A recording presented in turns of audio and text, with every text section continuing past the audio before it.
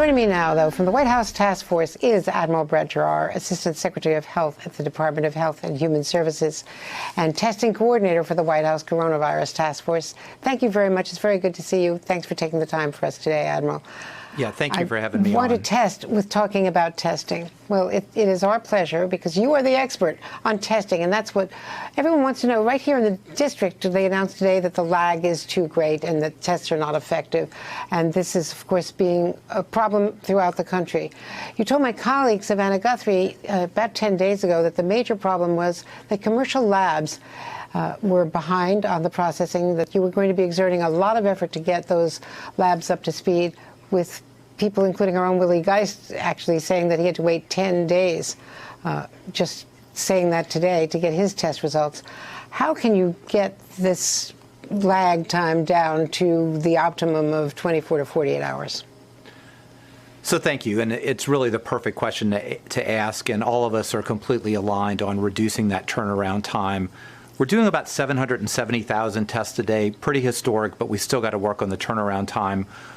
One effort is to improve point-of-care testing. About a quarter of our tests right now are done as point-of-care.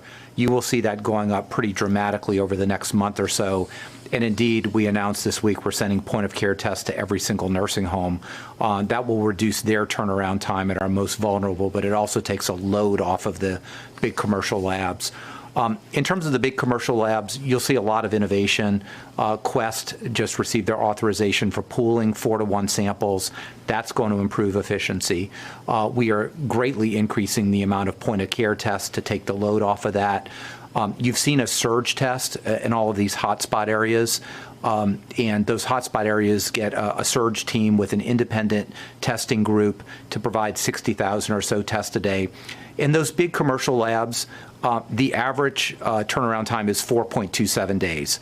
Now, some states are more than that, some states are less. None of us are going to be happy until that's under 48 hours, but we're making all our efforts to do that and really making sure that the surge states where we're seeing so many cases in our nursing homes and our hospitalized patients get very rapid turnaround of those tests. The average may be as low as you say. Obviously, those are the numbers that you've got. But what we're hearing from people is as long as I say, 2 weeks in some of these areas. Is there any way to target those areas, those hotspots, more efficiently?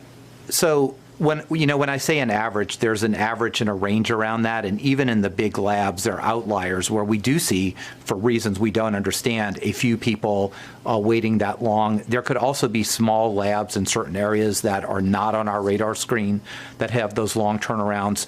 But we work individually every single day. I look at every single state's data. We work community by community to try to decrease that. Again, we've surged point-of-care testing to places to reduce that time. And our big surge testing, we were in Jacksonville, we're in Miami right now, Phoenix, Baton Rouge. We're looking at a couple more sites now where we actually bring in surge capacity while the big commercial labs are ramping up their capability with pooling. So it's a really complex ecosystem, but we are making sure that our most vulnerable, like nursing homes, the people in the hospitals, and our hotspot areas bring that time down to as much as possible, given the unprecedented demand. Look, we're all going to be working hard on this. Again, 770,000 tests a day. We will build that number and we will reduce our turnaround. But you are right.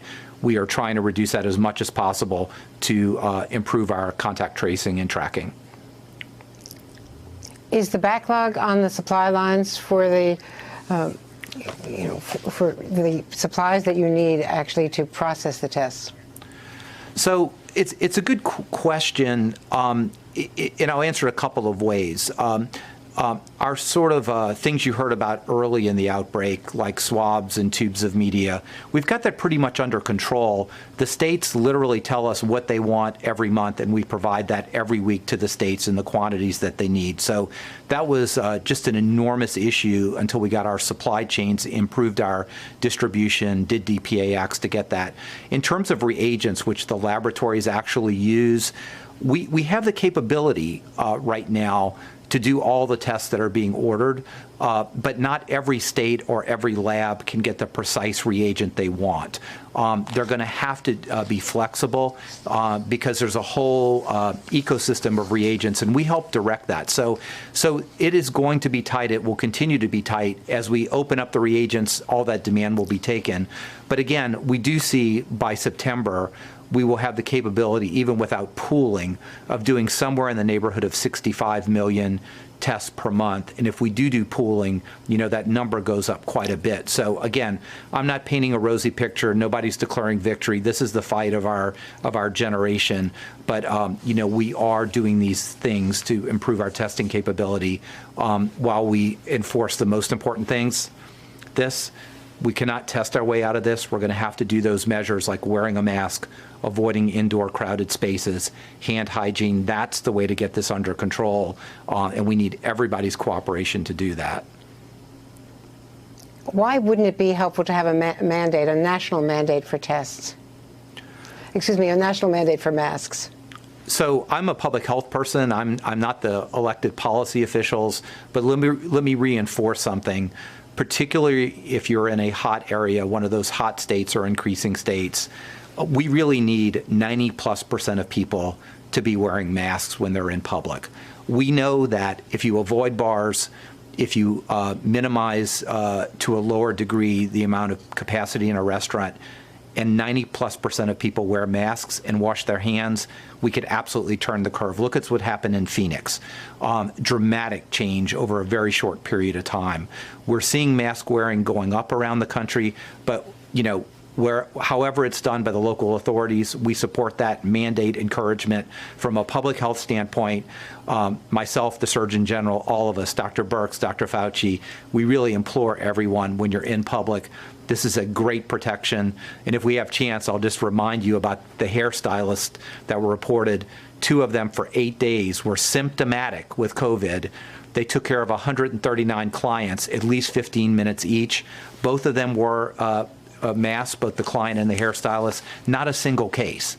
If there isn't something more compelling that's a good example to the American people than that, I don't know what it is. So the epidemiology tells us, our antidotes tell us, wear a mask, do those simple things, and we can get ourselves out of this. Hey there, I'm Chris Hayes from MSNBC. Thanks for watching MSNBC on YouTube. If you want to keep up to date with the videos we're putting out, you can click subscribe just below me, or click over on this list to see lots of other great videos.